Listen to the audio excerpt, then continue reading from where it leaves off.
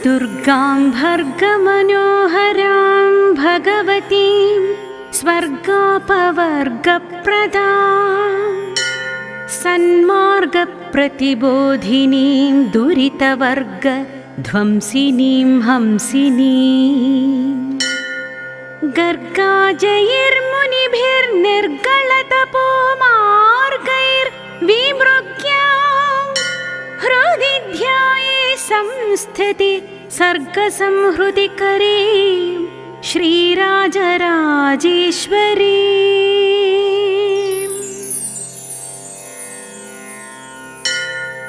चण्डीगण्डसुमुण्डभण्डनलस धोर्दण्डशुण्डायितां मार्ताण्डद्युतिमण्डल प्रतिभट्टस्वर्णोज्ज्वलत्कुण्डलाम् दर्पोधरण्डसुरारिकाण्डविचल कोदण्डल्लिमहं सेवे खण्डशशाङ्क शेखरवधू श्रीराजराजेश्वरी।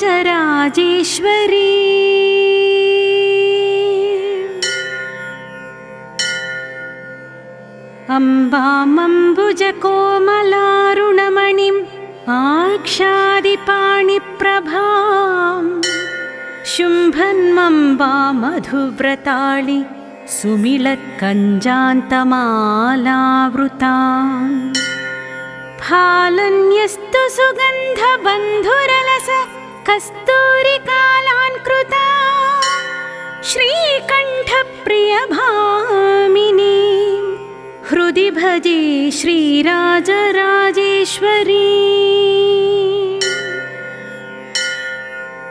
श्रीकैलासनिवासिनी श्रितजनानन्दैकसन्धायिनी भ्राजन्मत्तमराळ मन्दगमनां मत्तेभकुम्भस्तनी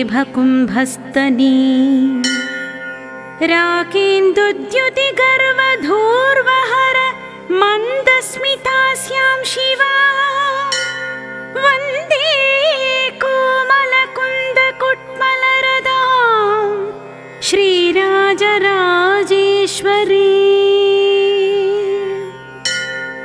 यद्भ्रूविभ्रमजृम्भणदूतभव ब्रह्माम्बबाण्डं पुरा यत्कारुण्यकटाक्षवीक्षणवचात् अत्यन्तमुल्लासितम् यद्भ्रूभङ्गतरङ्गसञ्चलनता निर्दूतमर्धेक्षणा तां वन्दे परमेश्वरार्धाहरिणी श्रीराजराजेश्वरी।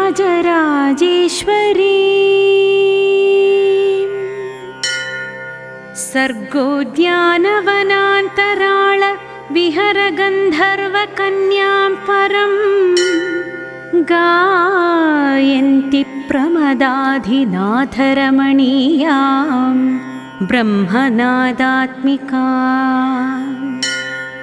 स्वान्तर्वर्ति षडभ्यसन्तस्थितवतीयां बिन्दुनादात्मिका सम्पद्यन्ति सुयोगिनस्तिति भजे श्रीराजराजेश्वरी।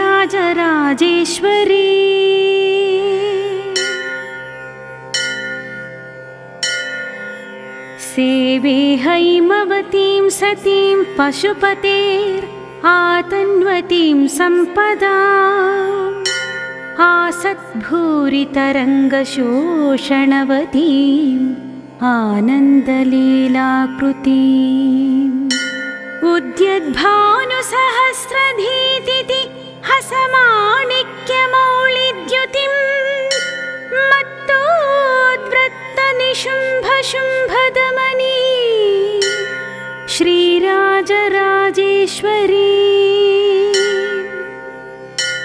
यत्कारुण्यपरम्पराशुकविभिर्मुख्यार्धतो रूढिता धातुप्रत्यायताङ्गद प्रकृज्रुतिभिश्चालोच्या निर्धारिता तस्मात् कर्मपदप्र युक्तविलसत्सन्मङ्गलेत्यादरात् वन्दे ब्रह्मविलासिनी मनसिता श्रीराजराजेश्वरी।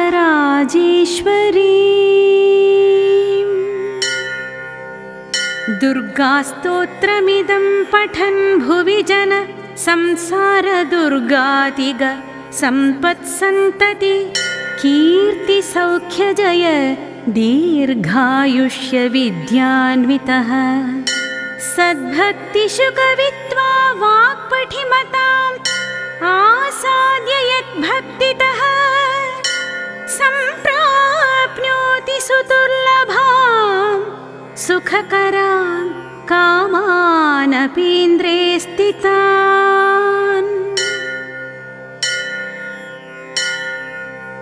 अन्नपूर्णे सदा पूर्णे शङ्करप्राणवल्लभे ज्ञानवैराग्यसिद्ध्यर्थं भिक्षां देहि च पार्वती। ॐ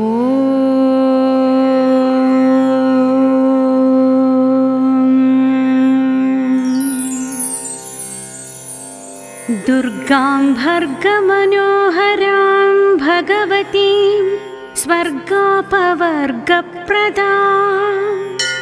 सन्मार्गप्रतिबोधिनीं दुरितवर्गध्वंसिनीं हंसिनीं गर्गाजैर्मुनिभिर्निर्गलतपोमार्गैर्विमृग्यां हृदि ध्याये संस्थिति सर्गसंहृतिकरे श्रीराजराजेश्वरी।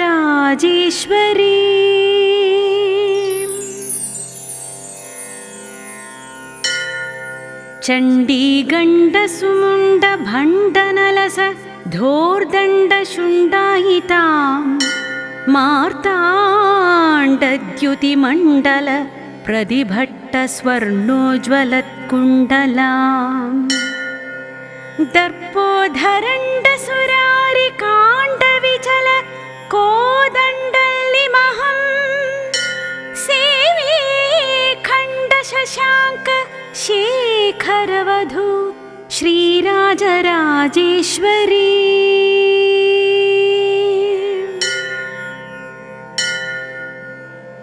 अम्बामम्बुजकोमलारुणमणिम् आक्षादिपाणिप्रभां शुम्भन्मम्बा मधुव्रताळि सुमिलत्कञ्जान्तमालावृतां फालन्यस्तु सुगन्धबन्धुरलस कस्तूरिकालान्कृता श्रीकण्ठप्रियभामिनी हृदि भजे श्रीराजराजेश्वरी।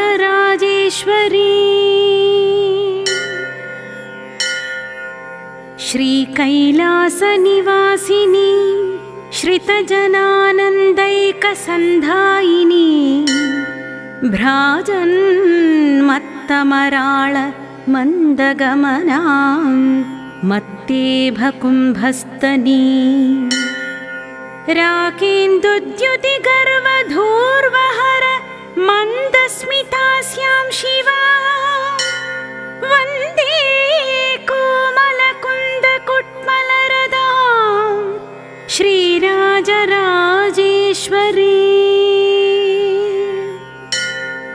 यद्भ्रूविभ्रमजृम्भणदूतभव ब्रह्माम्बबाण्डं पुरा यत्कारुण्यकटाक्षवीक्षणवचात् अत्यन्तमुल्लासितम्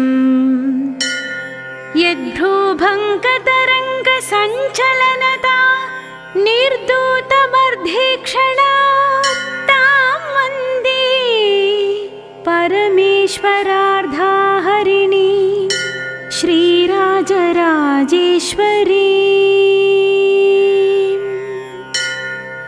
सर्गोद्यानवनान्तराळ विहरगन्धर्वकन्यां परं गायन्ति प्रमदाधिनाथरमणीयां ब्रह्मनादात्मिका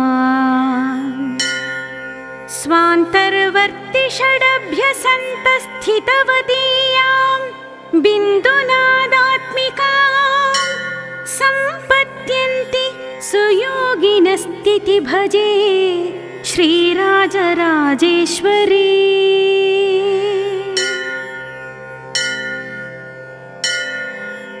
सेवे हैमवतीं सतीं पशुपतेरातन्वतीं सम्पदा आसद्भूरितरङ्गशोषणवतीम् आनन्दलीलाकृतीम्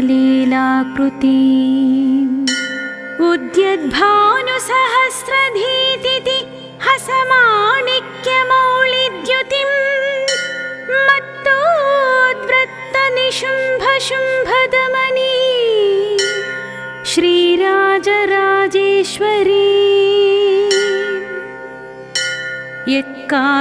यत्कारुण्यपरम्परा शुकविभिर्मुख्यार्धतो रूढिता धातुप्रत्यायताङ्गत प्रकृज्रुतिभिश्चालोच्या निर्धारिता तस्मात् कर्मपदप्रयुक्तविलसत्सन्मङ्गलेत्यादरात् वन्दे ब्रह्मविलासिनी मनसि तां श्रीराजराजेश्वरी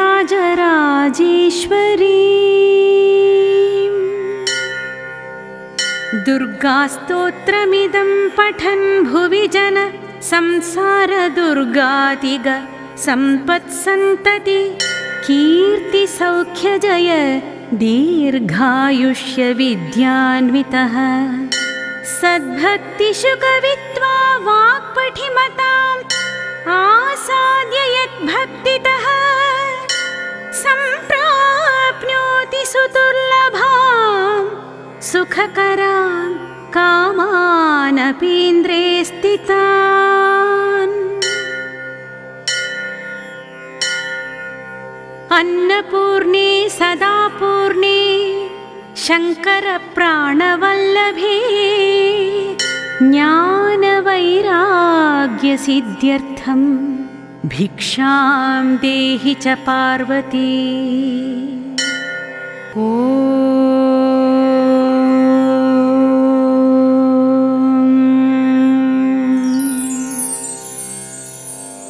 दुर्गां भर्गमनोहरां भगवतीं स्वर्गापवर्गप्रदां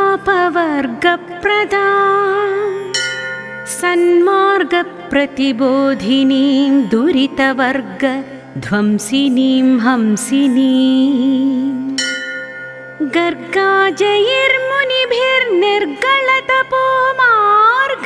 गर्गाजैर्मुनिभिर्निर्गलतपोमार्गैर्विमृग्यां हृदि ध्याये संस्थिति सर्गसंहृतिकरे श्रीराजराजेश्वरी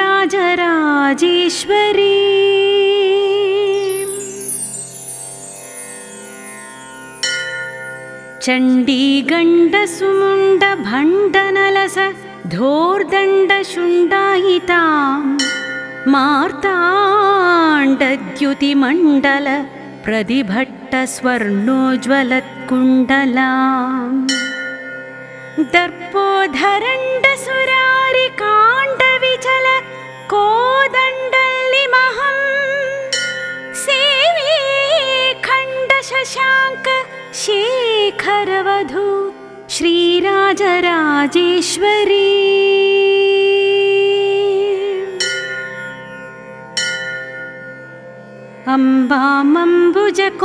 अम्बामम्बुजकोमलारुणमणिं आक्षादिपाणिप्रभां शुम्भन्मम्बा मधुव्रताळि सुमिलत्कञ्जान्तमालावृताम् फालन्यस्तु सुगन्धबन्धुरलस कस्तूरिकालान्कृता श्रीकण्ठप्रियभामिनी हृदि भजे श्रीराजराजेश्वरी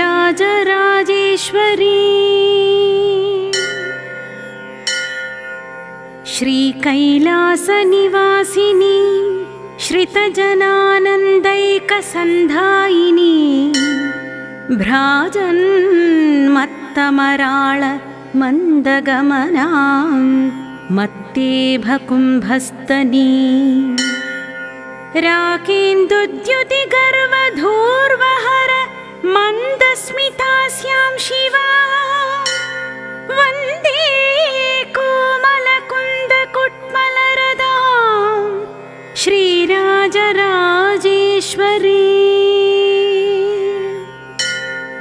यद्भ्रूविभ्रमजृम्भणदूतभव ब्रह्माम्बबाण्डं पुरा यत्कारुण्यकटाक्षवीक्षणवचात् अत्यन्तमुल्लासितम् यद्भ्रूभङ्गतरङ्गसञ्चलनता निर्दूतमर्धेक्षणा तां वन्दे परमेश्वरार्धाहरिणी श्रीराजराजेश्वरी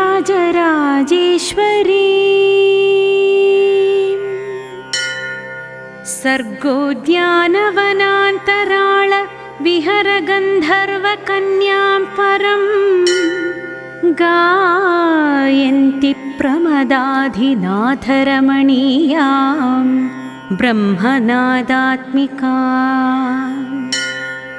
स्वान्तर्वर्ति षडभ्यसन्तस्थितवतीयां बिन्दुनादात्मिका सम्पद्यन्ति सुयोगिनस्तिति भजे श्रीराजराजेश्वरी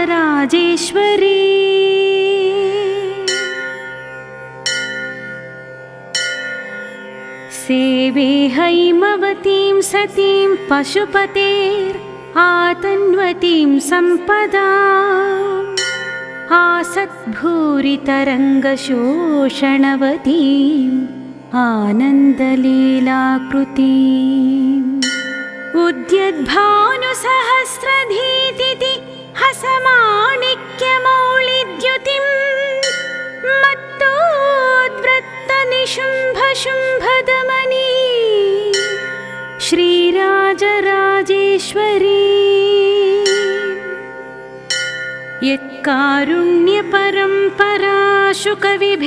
यत्कारुण्यपरम्पराशुकविभिर्मुख्यार्धतो रूढिता धातुप्रत्यायताङ्गद प्रकृज्रुतिभिश्चालोच्या निर्धारिता तस्मात् कर्मपदप्रयुक्तविलसत्सन्मङ्गलेत्यादरात् वन्दे ब्रह्मविलासिनी मनसिता श्रीराजराजेश्वरी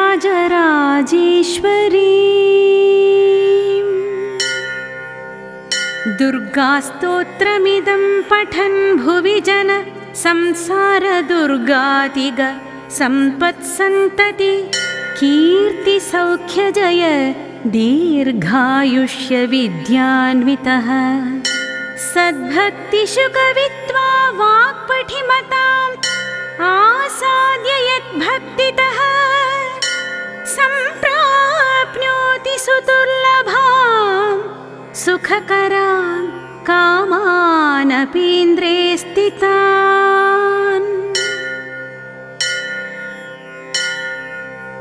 अन्नपूर्णे सदा पूर्णे शङ्करप्राणवल्लभे ज्ञानवैराग्यसिद्ध्यर्थं भिक्षां देहि च पार्वती इति श्रीराजराजेश्वरी अष्टकं सम्पूर्णम्।